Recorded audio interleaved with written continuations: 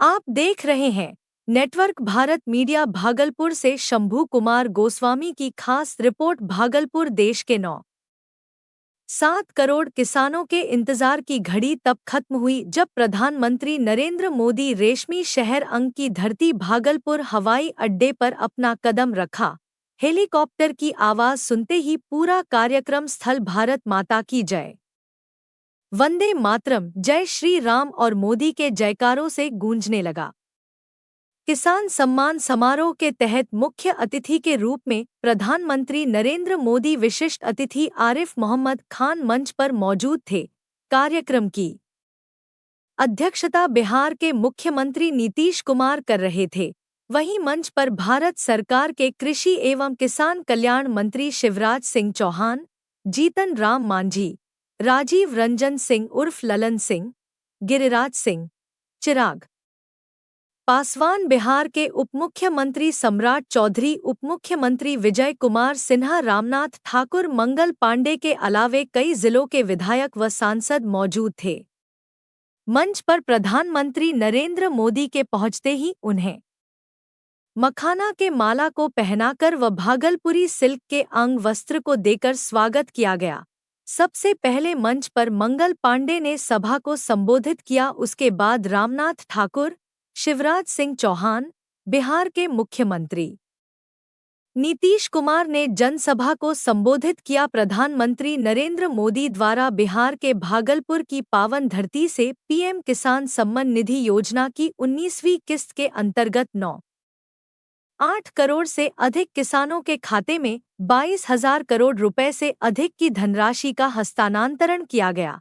इनमें से 1,600 करोड़ रुपए बिहार के 76 लाख किसानों के खाते में भेजे गए। यह कार्यक्रम मुख्य रूप से किसानों को समर्पित है। इसके लिए जो भी तोरण द्वार बनाए गए थे वह भागलपुर व आसपास के प्रसिद्ध फलों व फसलों के नाम पर रखे गए थे। मसलन केला द्वार, जर्दालू आम द्वार, मखाना द्वार, कतरनी धान द्वार, टमाटर द्वार। इन दरवाजों से ही आमजन व किसान प्रवेश किए। कार्यक्रम में तकरीबन 4 लाख किसानों की भीड़ थी। साथ ही भागलपुर समेत 13 जिलों के एनडीए नेता, आमजन व किसान अहले सुबह से ही अपना जगह सुनिश्चित कर लिए थे। वहीं 4 लेयर में सुरक्षा के पुख्ता इंतजाम थे। तकरीबन 4,000 से ज्यादा जवान, डॉग स्क्वाड की टीम, सीसीटीवी कैमरे, ड्रोन कैमरा से पूरे कार्यक्रम स्थल की निगरानी रखी जा रही थी। वहीं अपनी संबोधन से पहले डीबीटी के माध्यम से बटन दबाकर उन्होंने योजनाओं की राशि किसानों के हवाले किया। उसके बाद प्रधानमंत्री नरेंद्र मोदी ने योजनाओं की झड़ी लगा दी। उन्होंने मंच पर आते ही भागलपुर वासियों से कहा कि भारत माता की जय के जयकारों के साथ उन्होंने अंगिका में कहा, अंगराज दानवीर कर्ण की धरती महर्षि मेही के तपस्थली पंच कल्याण भूमि विक्रमशिला बिहार, बाबा बूढ़ानाथ की धरती पर सब भाई बहन शनि का प्रणाम करें। छिए उन्होंने अपने संबोधन में कहा कि जो जानवर का चारा खा सकते हैं वह कभी भी अपने राज्य को सुरक्षित नहीं कर सकते। जब से एनडीए की सरकार आई है तब से स्वास्थ्य, पर्यटन, शिक्षा, बिजली सब में सुधार हुआ है। वहीं उन्होंने कहा कि मखाना बोर्ड से मखाना के उत्पादन में जल्द विकास आएगा, उस पर भी विशेष योजनाएं बनाई गई है। एक तरफ जहां मछली पालन से बिहार के लोग आत्मनिर्भर हो रहे हैं, वहीं दूध उत्पादन में भारत देश विश्व में पहला स्थान रख रहा है। भागलपुर के पेड़ भी सोना उगलते हैं। भागलपुर का सिल्क और तसर सिल्क पूरे विश्व में अपनी पहचान बना रखी है। इसका डिमांड पूरे विश्व में है। भागलपुर के बुनकरों को आधुनिक सुविधाएं मिलेंगी और उनका उत्पादन विश्व के कोने-कोने तक पहुंच पाएगा। बिहार के सभी समस्याओं का समाधान एनडीए सरकार कर रही है। आवागमन को सुगम बनाने के लिए कई जगहों पर गंगा नदी पर 4 लेन पुल का भी निर्माण करा रही है। प्रधानमंत्री ने कहा कि उनका सपना है कि विश्व के हर एक घर में भारत के किसानों का उपजाया हुआ उत्पाद देखने को मिले। दलहन के फसल का अधिक से अधिक उत्पादन हो, इसको लेकर किसानों को सरकार द्वारा प्रोत्साहित किया जाएगा। मक्का, केला और धान के किस खगड़िया जिला से एफपीओ रजिस्टर हुए हैं। भागलपुर में बना रहे पावर प्लांट को भरपूर मात्रा में कोयला दिया जाएगा। इसको लेकर भारत सरकार ने कोल लिमिटेड को स्वीकृति दे दी है। बिहार के विरासत को बचाने में एनडीए सरकार पूर्ण रूपेण कटिबद्ध है। नालंदा विश्वविद्यालय के बाद भागलपुर का विक्रमशिला विश्वविद्यालय भी बनेगा सेंट्रल यूनिवर्सिटी, जिसको लेकर केंद्र सरकार जल्द ही कार्य प्रारंभ करने वाली है। वहीं उन्होंने कहा कि यह जो जंगल राज वाले हैं, हमारी धरोहर, हमारी आस्था से काफी नफरत रखते हैं, यह सही नहीं है। वहीं अपने आप था महाकुंभ को लेकर जंगल राज वाले बद्दी बद्दी बातें कर रहे हैं, गालियां दे रहे हैं, यह कहीं से सही नहीं है। अपने धर्म के नाम पर इस तरह गाली देने वाले को बिहार कभी माफ नहीं करेगी। केंद्रीय मंत्री श्री चिराग पासवान जी, श्री जीतन राम मांझी जी, माननीय केंद्रीय मंत्री, साथ ही साथ माननीय श्री संजय झा जी, माननीय श्री मंगल पांडे जी एवं माननीय श्री दिलीप कुमार जायसवाल जी से निवेदन करूंगी कि सामूहिक रूप से मखाना से बने माला माननीय प्रधानमंत्री महोदय को पहनाकर स्वागत करिए। और अब टिकुली कला से बनी स्मृति चिन्ह। टिकुली कला बिहार की एक पारंपरिक हाथ से चित्रित कला है जो महिलाओं द्वारा पहनी जाने वाली बिंदी से उत्पन्न हुई है। मैं सम्राट चौधरी, माननीय उप मुख्यमंत्री महोदय श्री विजय कुमार सिन्हा, माननीय उप मुख्यमंत्री महोदय एवं माननीय श्री दिलीप जायसवाल जी से निवेदन करूंगी कि ये टिकुली कला से बनी स्मृति चिन्ह आप प्रदान करें हमारे माननीय प्रधानमंत्री महोदय को। और अब मैं माननीय श्री मंगल पांडे जी से निवेदन करूंगी कि इस अवसर पर माननीय प्रधानमंत्री महोदय को आप शॉल भेंट स्वरूप देकर उनका स्वागत करें। साथ ही यहाँ उपस्थित श्री हमारे माननीय केंद्रीय मंत्री श्री गिरिराज सिंह जी भी शॉल पहनाकर स्वागत कर रहे हैं। और माननीय सांसद श्री अजय मंडल जी से निवेदन करूंगी कि माननीय प्रधानमंत्री जी को शॉल भेंट स्वरूप देकर आप उनका भी स्वागत करें इस अवसर पर।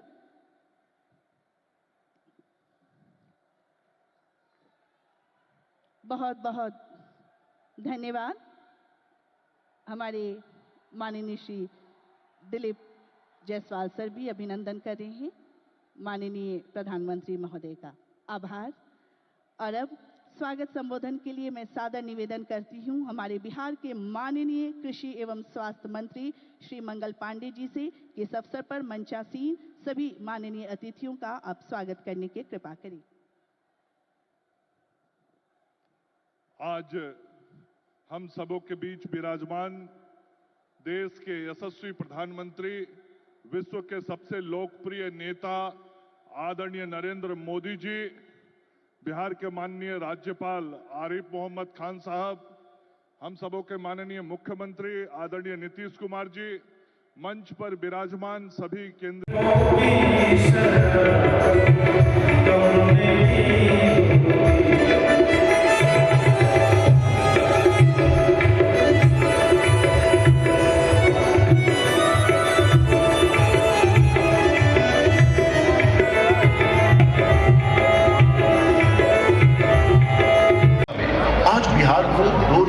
परियोजनाओं की सौगात मिल रही है। वारिसलीगंज नवादा तिलैया रेलखंड का दोहरीकरण 500 करोड़ रुपए से अधिक की लागत से बना 36 किलोमीटर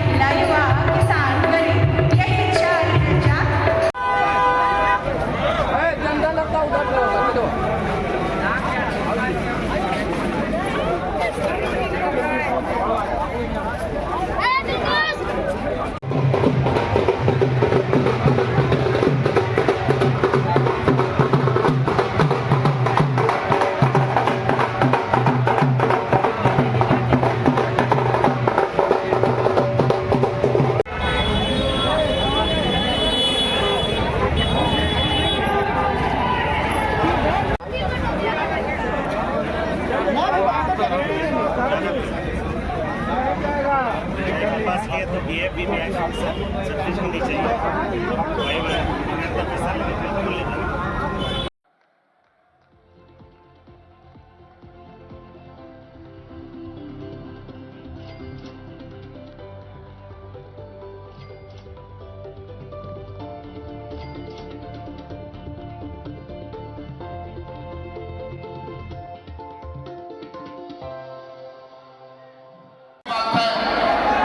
और मैं तो अभी तो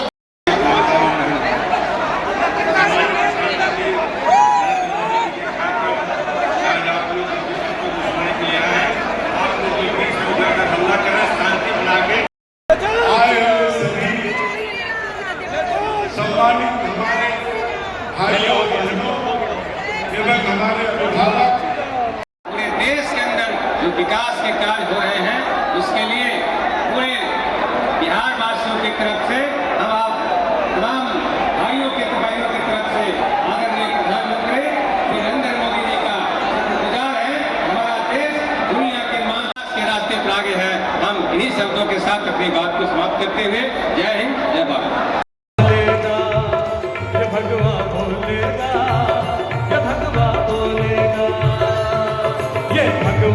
इलेक्ट्रॉनिक मीडिया के पत्रकार मित्रों, छायाकार बंधुओं तथा इस सभा में उपस्थित बहनों एवं भाइयों, आज ये बड़ी खुशी की बात है कि आदरणीय प्रधानमंत्री जी श्री नरेंद्र मोदी जी हम लोगों के बीच आज भागलपुर आए हैं।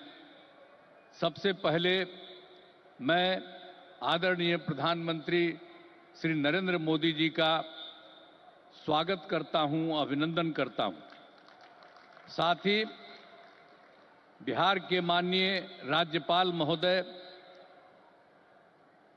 माननीय केंद्रीय कृषि मंत्री तथा अन्य केंद्रीय मंत्रीगण, बिहार के मंत्रीगण एवं कार्यक्रम में उपस्थित सभी लोगों का मैं हार्दिक अभिनंदन करता हूं।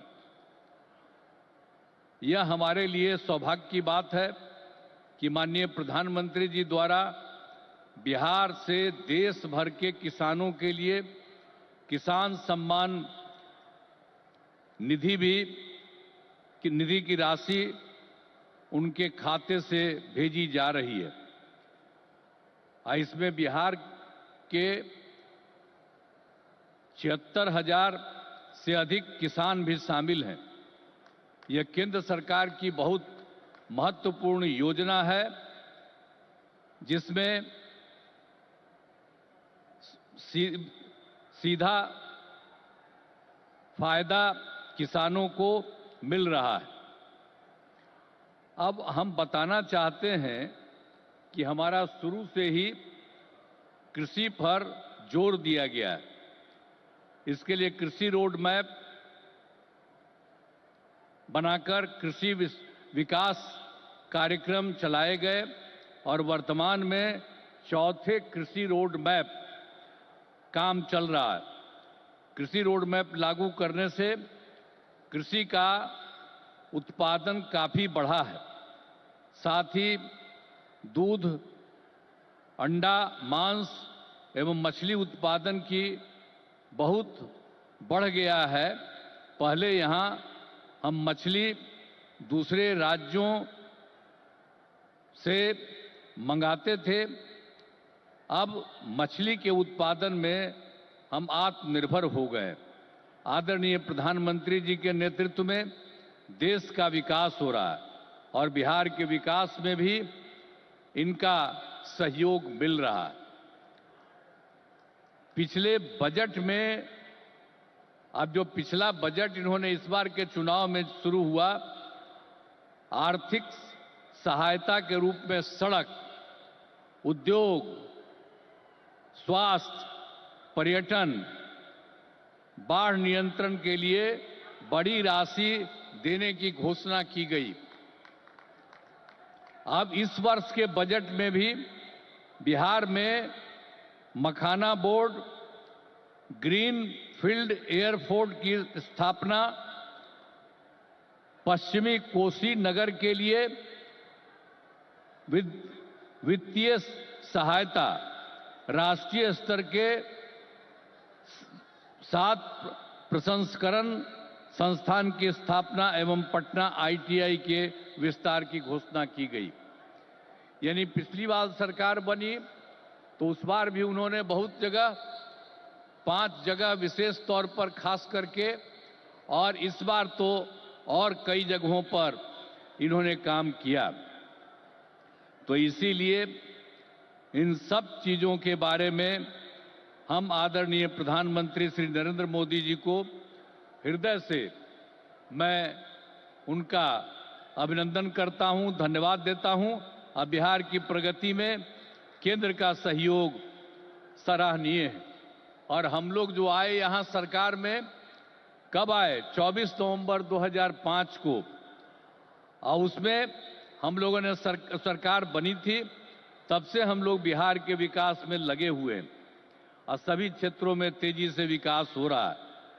लेकिन याद है ना, जब हम लोग आए थे पहली बार सरकार में, तो उस समय क्या स्थिति थी आप जानते हैं।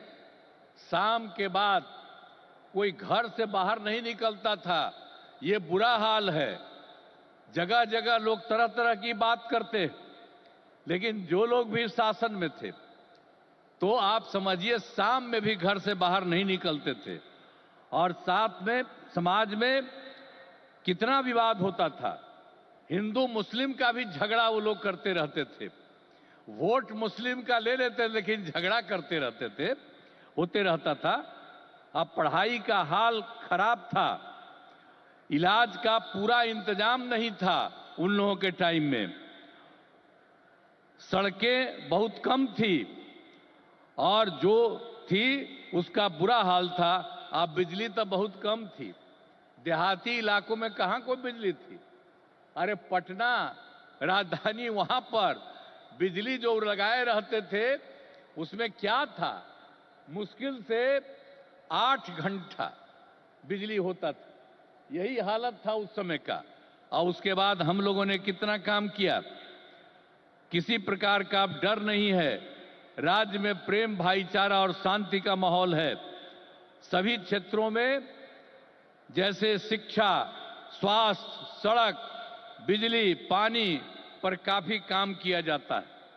और 2005-06 में राज्य का बजट मात्र 28,000 करोड़ रुपया था।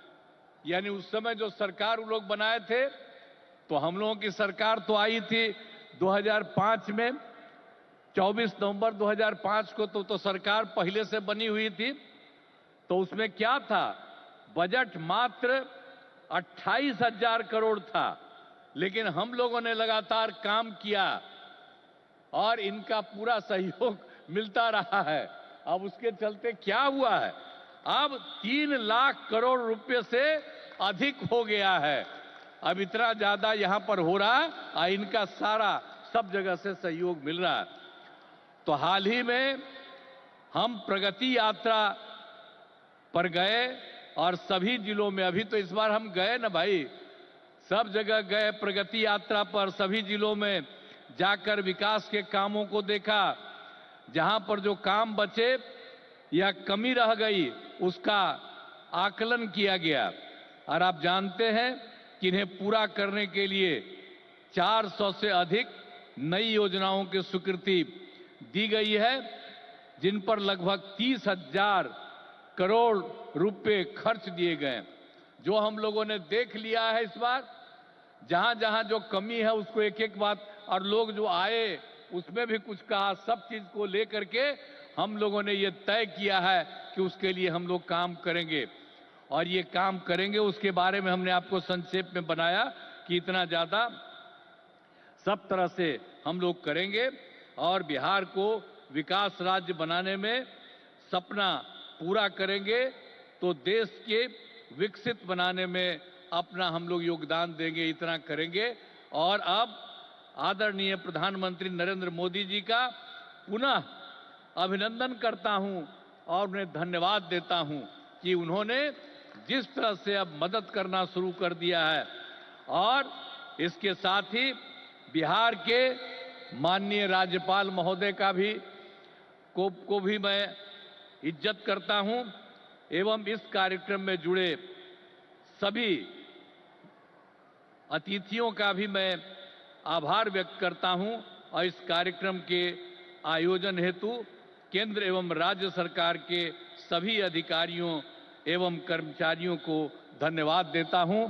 और आदरणीय प्रधानमंत्री जी आ गए हैं और ये बहुत सारी बातों की चर्चा करेंगे। और जब यहां पर आए हैं तो आप जान लीजिए इस एरिया के विकास के लिए भी काम होगा, पूरे बिहार के विकास के लिए काम होगा और ये पूरे देश के विकास के लिए काम कर रहे हैं। और अब इधर उधर कुछ नहीं, पूरे देश में इन्हीं के नेतृत्व में आगे और काम बढ़ेगा। और इतना हम आपको बता देते हैं कि हम लोग मिल करके उनके नेतृत्व में ही और जिस तरह से बिहार का भी काम हम लोग कर रहे हैं, तो इसलिए अगली बार जो होने वाला है तो उसमें भी आप लोगों से यही उम्मीद करते हैं कि जैसे पहले किए थे फिर पूरे पैमाने पर सहयोग दीजिए, ताकि उनके चलते और हम लोगों के सहयोग के चलते काफी विकास होगा। और पहले क्या स्थिति थी, और आप जान लीजिए हिंदू मुस्लिम का भी झगड़ा होता था, अब कहीं हिंदू मुस्लिम का झगड़ा होता? हम लोगों ने कितना महिलाओं के लिए सब काम किया, हर क्षेत्र में महिलाओं को हम लोगों ने मौका दिया है और सब जगह से विकास हो रहा है। और हर प्रकार से जो भी हम लोगों ने इस बार सर्वे किया तो उसके बारे में पता चला कि इसमें बात हुआ था कि गरीब लोगों को देखना है, तो हम लोगों को 94 लाख परिवार के लोग गरीब, और उसमें सभी जात के, अपर कास्ट के, ऊंची जात के, पिछड़ा के, अति पिछड़ा के, दलित, महादलित, मुस्लिम सब लोग थे। और उन लोगों को उत्थान के लिए भी हम लोग काम कर रहे हैं। तो समाज में सब के लिए काम कर रहे हैं। और पहले कहीं जाने आने का रास्ता था जी, समूह में जो कोई चलता नहीं था, जो हम कह रहे हैं। अब जानते हैं बिहार में कितना देर तक जब जाता है, लड़का लड़की सभी पुरुष स्त्री कोई भी रात में समझ लीजिए 10 बजे 11 बजे तक बिहार में घूम रहे हैं। तो एक एक तरह से सब काम किया गया है। अब आप जो इतनी बड़ी संख्या में आए हैं श्रद्धेय प्रधानमंत्री जी की बात सुनने के लिए, इसके लिए मैं आपका अभिनंदन करता हूं। और आप जान लीजिए कि सब लोग आदरणीय प्रधानमंत्री सरकार में थे तो इन लोगों ने खेती का कुल जितना बजट रखा था उससे कई गुना ज्यादा पैसा तो हम सीधे आप किसानों के बैंक खातों में भेज चुके हैं। ये काम कोई भ्रष्टाचारी नहीं कर सकता है। ये काम वही सरकार कर सकती है जो किसान कल्याण के लिए समर्पित है। साथियों, कांग्रेस हो, जंगल राज वाले हो, इनके लिए आप किसानों की तकलीफ भी कोई मायने नहीं रखती। पहले जब बाढ़ आती थी, सूखा पड़ता था, ओला पड़ता था, तो ये लोग किसानों को अपने हाल पर छोड़ देते थे। 2014 में जब आपने एनडीए को आशीर्वाद दिया तो मैंने कहा ऐसे नहीं चलेगा। एनडीए सरकार ने पीएम फसल बीमा योजना बनाई। इस योजना के तहत 2.25 लाख करोड़ रुपए का क्लेम किसानों को आपदा के समय मिल चुका है। साथियों, जो भूमिहीन है, जो छोटे किसान है, उनकी आय को बढ़ाने में एनडीए सरकार पशुपालन को बढ़ावा दे रही है। पशुपालन, गांव में हमारी बहनों को लखपति दीदी बनाने में भी बहुत काम आ रहा है। देश में अभी तक करीब 1.25 करोड़ लखपति दीदी बन चुकी है। इनमें बिहार की भी हजारों जीविका दीदियां शामिल है। बीते दशक में भारत में दूध उत्पादन 14 करोड़ टन से बढ़कर, ये याद रखिए, 10 साल में 14 करोड़ टन दूध उत्पादन से बढ़कर के 24 करोड़ टन दूध उत्पादन हो रहा है। यानी भारत ने दुनिया के नंबर 1 दूध उत्पादक के रूप में अपनी भूमिका को और सशक्त किया है। इसमें बिहार की भी बहुत बड़ी भागीदारी है। आज बिहार में सहकारी दूध संघ प्रतिदिन 30 लाख लीटर दूध खरीदता है। इसके कारण हर साल 3,000 करोड़ रुपए से अधिक बिहार के पशुपालकों, हमारी माताओं बहनों के खाते में पहुंच रहे हैं।